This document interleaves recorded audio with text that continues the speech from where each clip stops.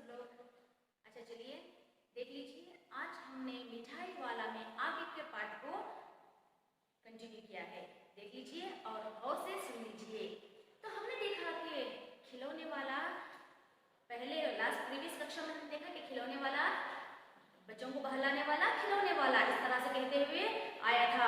अब देख लीजिए आगे का पेज नंबर 23। 6 महीने बाद, 6 महीने बाद मतलब आफ्टर 6 months, नगर भर में 2-4 दिनों से एक मुरली वाले के आने का समाचार फैल गया।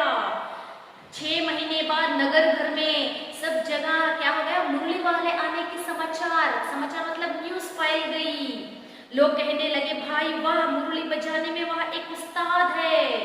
सब लोग कहने लगे कि वह मुरली वाला इतना मुरली बजाता है, इतने स्वाद से बजाता है कि वह उस्ताद है। उस्ताद मतलब मास्टर है। मुरली बजाकर गाना सुनकर वह मुरली बेचता भी है। मुरली वाला मुरली बजाकर गाना गाकर मुरली बेचता है। सो भी 2-2 पैसे में, वो भी 2-2 पैसे में। भला इसमें उसे क्या मिलता होगा, मेहनत भी तो ना आती होगी। भला उस मुरली वाला, मुरली मतलब फ्लूट भला 2-2 पैसे में बेचेगा तो उससे क्या लाभ मिलेगा। अगर मेहनत की होगी तो भी क्या मिलेगा।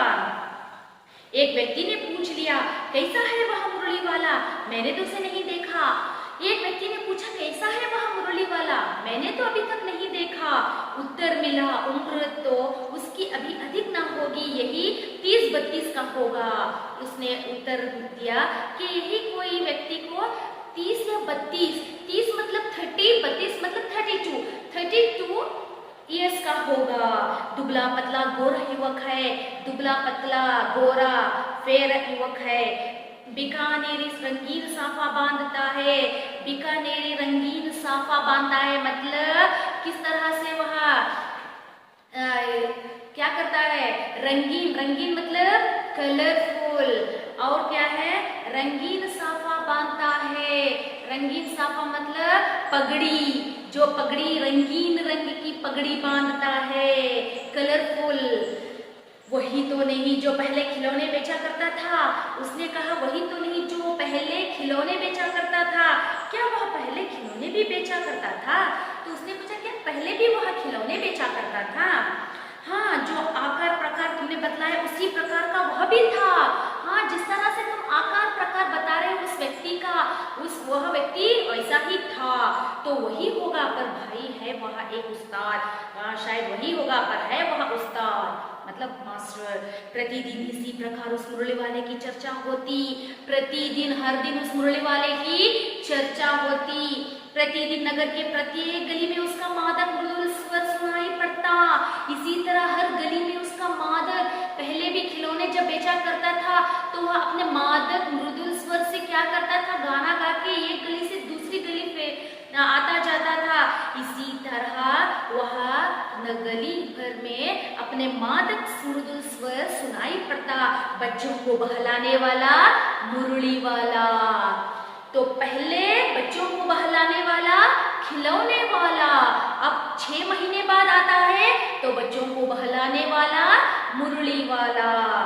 रोहिणी ने भी मुरली वाले का यह स्वर सुना। रोहिणी ने उस मुरली वाले का स्वर, आवाज को सुना। तुरंत ही उसे खिलौने वाले का स्मरण हो आया। तुरंत ही उसको खिलौने वाला जिस तरह से अपने मादक मृदुल स्वर से गाता था, उसे स्मरण मतलब उसकी याद आई। उसने मन ही मन कहा खिलौने वाला भी इसी तरह गा गा कर खिलौने बेचा करता था। उसको अचानक से याद आया उस मुरली वाले की आवाज सुन के खिलौने वाला भी इसी तरह गा गा के खिलौने बेचा करता था। रोहिणी उठकर अपने पति विजय बाबू के पास आई।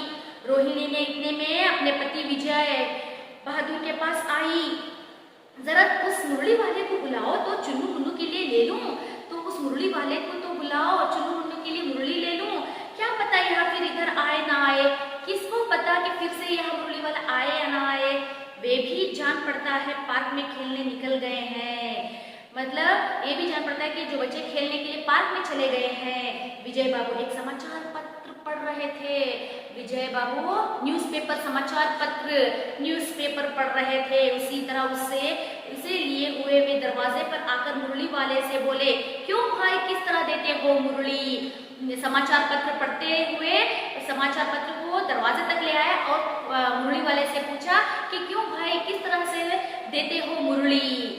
किसी की टोपी गली में गिर पड़ी, किसी की टोपी उस मुरली वाले की आवाज सुन के किसी की टोपी हैट गिर पड़ी, किसी का जूता पार्क में छूट गया, किसी का जूता शू पार्क में छूट गया, और किसी की सोतनी, सोतनी मतलब पजामा बॉटम ही ढीली होकर लटक आई है, जो पजामा ढीली होकर नीचे गिर रही है।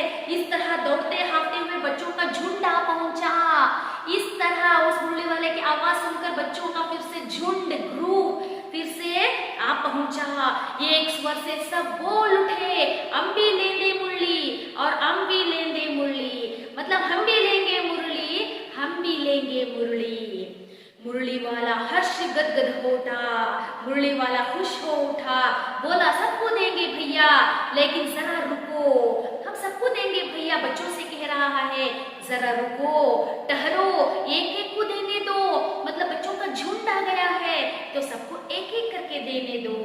अभी इतनी जल्दी हम कहीं लौटते थोड़े ही जाएंगे, मतलब इतनी जल्दी थोड़ी मैं चला जाऊंगा, बेचने तो आए हैं भी इस समय मेरे पास एक तो नहीं पूरे 57 हैं, मैं बेचने के लिए ही तो लाया हूँ यहाँ मुरली, बेचने के लिए तो आया हूँ, इतनी जल्दी मैं नहीं जाऊंगा, सबको एक एक करके दूंगा, तो सब लोग एक एक करके आओ मेरे पास। और मेरे पास एक दो नहीं है, मेरे पास एक 1 और 2 नहीं है, मेरे पास पूरे कितने हैं 57 हैं। 57 मतलब हाँ बाबूजी क्या पूछा था आपने, हाँ बाबूजी, विजय बाबू से पूछे क्या पूछा था आपने, कितने में दी तो वैसे 3-3 पैसे के हिसाब से है।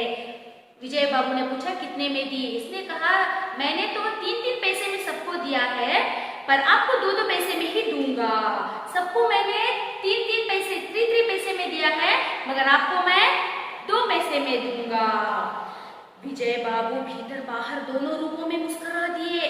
विजय बाबू भीतर अंदर ही अंदर स्माइल करने लगे, मुस्कुराने लगे, मन ही मन कहने लगे कैसा है, मन ही मन अपने हृदय में कह रहे हैं देता तो सबको इसी भाव से है, पर मुझ पर उल्टा एहसान लाद रहा है, मतलब देता तो सबको 2-2 पैसे में ही है, मगर मुझे कह रहा है सबको मैंने 3-3 पैसे में दिया है और आपको मैं 2 पैसे में दूंगा। फिर बोले तुम लोगों की झूठ बोलने की आदत होती है। फिर विजय बाबू ने कहा तुम लोग जो व्यापार करने के लिए आते हो ना, तुम लोगों की आदत झूठ बोलने की होती है, देते होंगे सभी को 2-2 पैसे में, पर एहसान का बोझ मेरे ही ऊपर लाद रहे हो, मतलब सबको भी देते हो 2-2 पैसे में, और जैसे कह रहे हो जैसे कि तुम मुझे ही 2-2 पैसे में दे रहे हो। तो बच्चों आज हमने यहाँ तक पाठ को खत्म किया था, तो उम्मीद है कि आपको यह पाठ अच्छे से समझ में आ गया। पिछली कक्षा में हमने देखा था कि बच्चों को बहलाने वाला खिलौने वाला आफ्टर 6 मंथ्स 6 महीने बाद आया है, तो बच्चों को बहलाने वाला मुरली वाला। तो चलिए बच्चों अगली कक्षा में इसका आगे का पाठ कंटिन्यू करेंगे। धन्यवाद।